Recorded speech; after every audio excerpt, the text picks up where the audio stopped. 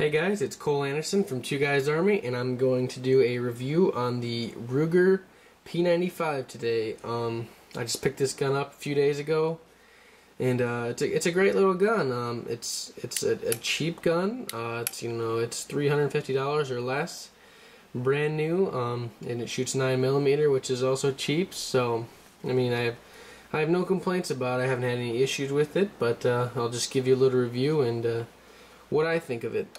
When I was looking for another gun, I wanted something that was, in between a full size and a mid size. I have a Glock 19, and just we'll give you a little comparison to the two.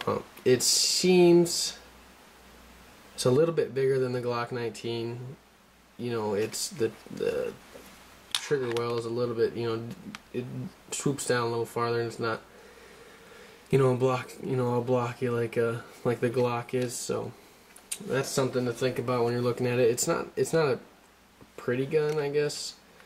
It's not as nice looking as a 1911 or a Glock, which I think they're good looking. Some people don't think they're very good looking, but it's a pretty heavy gun. It's polymer frame, steel slide, stainless barrel, which I thought that was a little bit, a nice feature as for a gun as cheap as this. And also a steel guide rod, which I don't know if I agree with or not, as far as shooting a Glock and having a polymer or a plastic guide rod. It flexes, but this frame seems a little more rigid than maybe a Glock, so maybe this frame doesn't flex as much as a Glock, so that might not be an issue. It has an ambidextrous safety, which is cool, I guess, if you're weird and you shoot with your left hand. It also acts as a decocker, so you get your hammer pulled back, and it won't fire if you got one in the chamber. What else is there? Oh, I guess you guys already would know that, but you have the safety on and you whack the slide, it's just gonna drop the hammer. I got yelled at a gun store for doing that. The guy told me to quit dry firing it. I was like, I'm not dry firing it. But as far as shooting goes, it's not as accurate as a Glock, as my Glock, but it's not as bad as like a high point or something crappy like that. It shoots good enough at 15 yards, which is about all the farther you need to shoot with a pistol. If you're shooting past 15 yards and you're using this for self-defense, your odds of hitting a bystander increase dramatically at that range, and you don't want that on your shoulders when you go to court and you're getting charged with shooting a civilian that had nothing to do with the conflict. So as far as that, it's accurate within 15 yards or less. It's gonna be where you point it, and they're rugged guns. I'm told, like the AK of pistols, you can beat the heck out of them, and you can put any kind of steel, brass, ammo through it, and they're always gonna fire.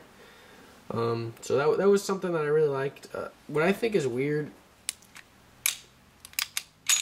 is this part of the extracting mechanism is right here, and you have to push this down to remove the slide. Now, I don't know if that's something that's fairly common with other guns. I've never seen it before, but it could be common with other guns. But if you take that off, to take the slide off, let me see where my marks are here. Where the heck is it? There it is. Take this pin out.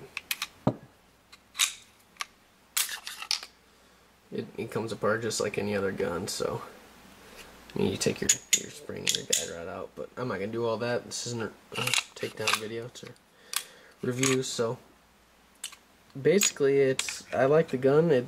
It's an accurate enough shooting gun to where I don't have to worry about, if someone's coming at me, bro, and I pull my gun out and shoot at them, if they're 15 yards or closer, I know I'll hit them. So far, I've just ran a few brass through it and a few steel. I probably only put 200 to 300 rounds through it, and I didn't have a jam at all. The one complaint I do have, though, is with the magazines. It comes with two factory 15-round magazines, and maybe I'm just, complaining or a wimp or something, but it seems like these magazines are a little hard to load.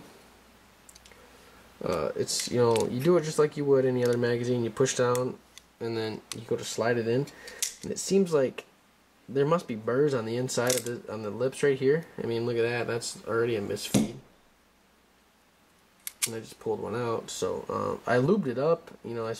I greased up the magazine, and I didn't have any misfeeds or anything like that so far. But it kind of makes me worry. I might need to smooth out the lips on there, and maybe it'll feed better. I don't know. But that's my real only complaint that I have about it so far. So if you guys have any questions about the gun, just leave some comments, or ask questions, or you can message our inbox.